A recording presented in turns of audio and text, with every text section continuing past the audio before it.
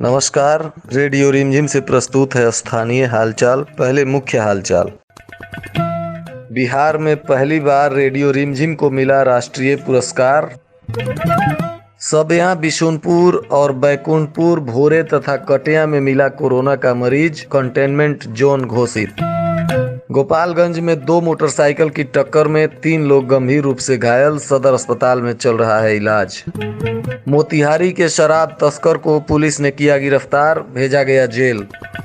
विभिन्न जगहों पर हुई मारपीट में कई लोग घायल, सबका चल रहा है सदर अस्पताल में इलाज। स्थानीय हालचाल के इस अंक के साथ मैं अनिकेत मिश्र। अब हालचाल विस्तार से।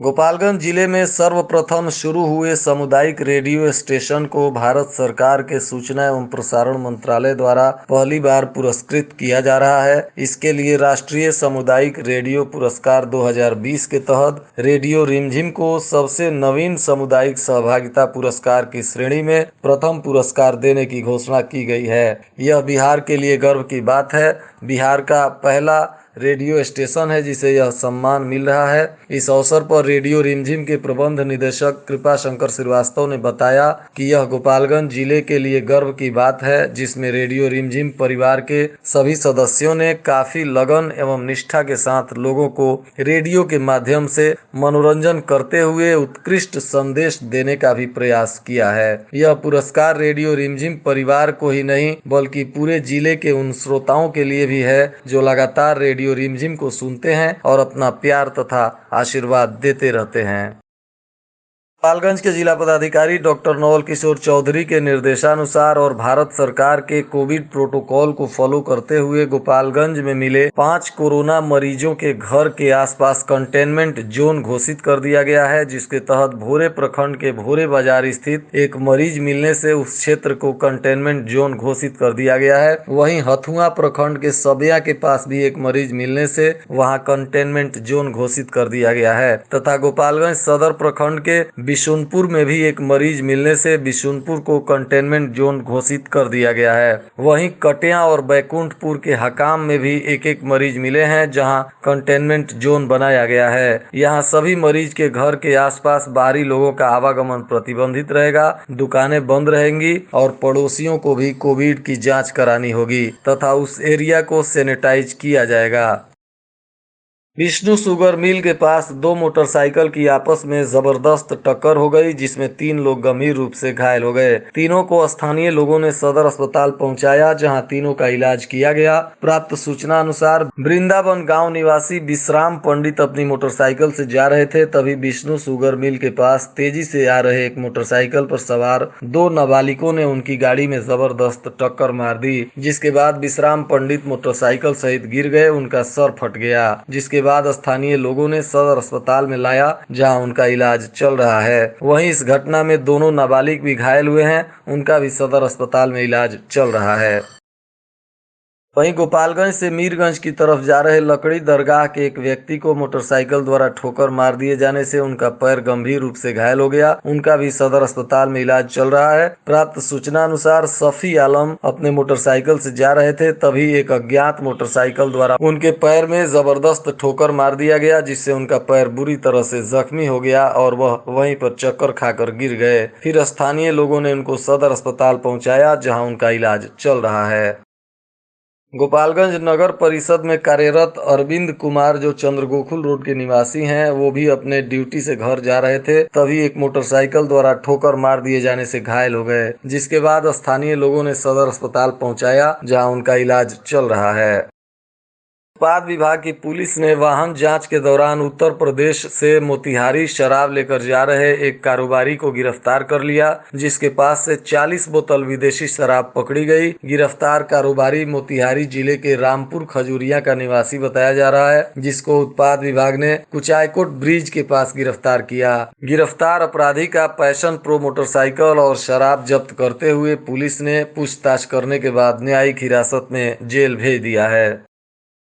पूरे दुर्गा मंदिर के प्रांगण में पिछले करीब एक दशक से आयोजित हो रहे सामूहिक यज्ञोपवीत संस्कार की तैयारी इस वर्ष भी अंतिम दौर में है। संस्कार कराने के लिए बटुकों का निबंधन भी शुरू हो गया है। अब तक हुए निबंधन के अनुसार करीब 2 दर्जन बटुकों का उपनयन संस्कार होना संभावित है। इस संबंध में जन कल्याण मंच भोरे के संयोजक शंभू शरण द्विवेदी ने बताया कि पिछले वर्ष कोरोना के कारण आयोजन स्थगित कर दिया गया था, लेकिन इस वर्ष पुनः उपनयन के लिए निबंधन शुरू है। जो 2 अप्रैल को होने वाले इस आयोजन में बटुकों के आशीर्वाद के लिए विशंभर दास जी महाराज के अलावे प्रख्यात राम कथावाचक राजन जी महाराज और अखिलानंद शास्त्री भी शामिल हो रहे हैं। यज्ञोपवीत से एक दिन पूर्व यानी 1 अप्रैल से मानस का संपुट शुरू हो गया है और 2 अप्रैल को यज्ञोपवीत के उपरांत विद्वानों द्वारा सम्मान समारोह भी आयोजित किया गया है।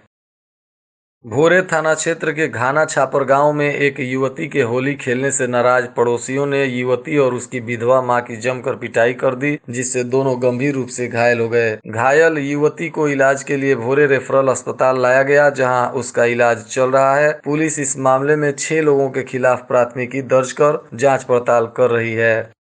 सदर प्रखंड के चैनपट्टी स्थित 2 पक्षों में चले आ रहे काफी पुराने भूमि विवाद को आज गोपालगंज अनुमंडल पदाधिकारी तथा गोपालगंज सदर अंचलाधिकारी के द्वारा स्थल पर पहुंचकर दोनों पक्ष के लोगों को समझा बुझाकर इस मामले का निष्पादन करते हुए दोनों पक्षों को उसकी भूमि पर कब्जा दिलाकर इस मामले का अस्थायी निदान कर दिया गया।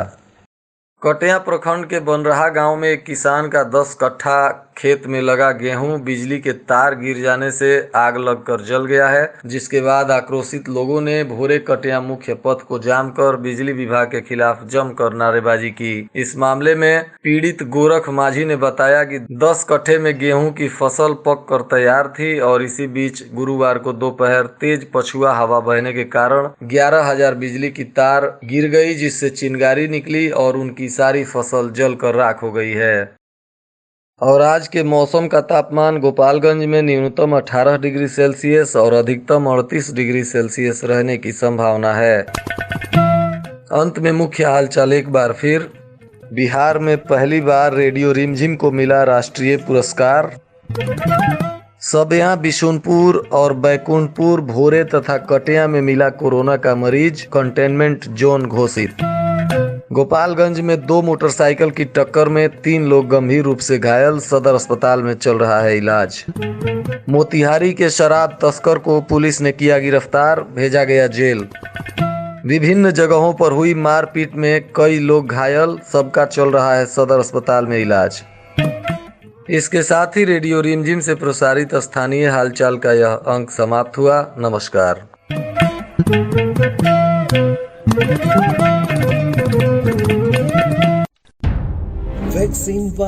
वैक्सीन वार्ता। हेलो एंड नमस्कार, मेरा नाम है सचिन और आप सुन रहे हैं वैक्सीन वार्ता। कोवैक्सीन के ट्रायल एंड किस तरह से इसका इम्पैक्ट लोगों पर हो रहा है, इस सवाल का जवाब देने के लिए आइए सुनते हैं डॉक्टर एन.के. अरोरा को। Doctor N K. Arora is the chair of the COVID-19 working group of the National Technical Advisory Group of Immunization. Covaxin के बारे में मैं थोड़ा सा और बताना चाहूँगा कि वैज्ञानिक प्रक्रियाओं में कोई कोताही नहीं की गई है।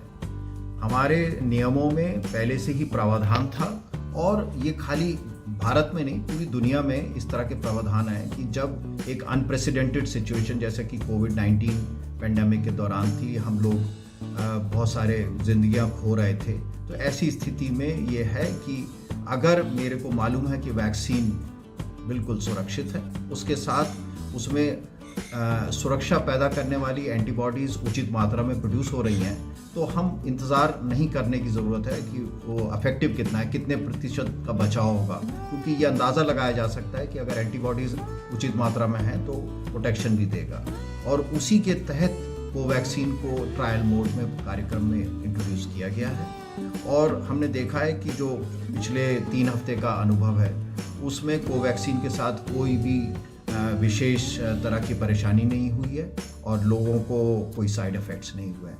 तो हमें उम्मीद है कि ये जब जैसे ही रिजल्ट और आ जाता है वो भी आप सब लोगों के साथ उसको शेयर किया जाएगा। कोविड वैक्सीन से जुड़े हुए ऐसे और भी सवालों के जवाब के लिए आप ministry of health and family welfare की ऑफिशियल वेबसाइट www.mohfw.gov.in पर लॉग इन कर सकते हैं।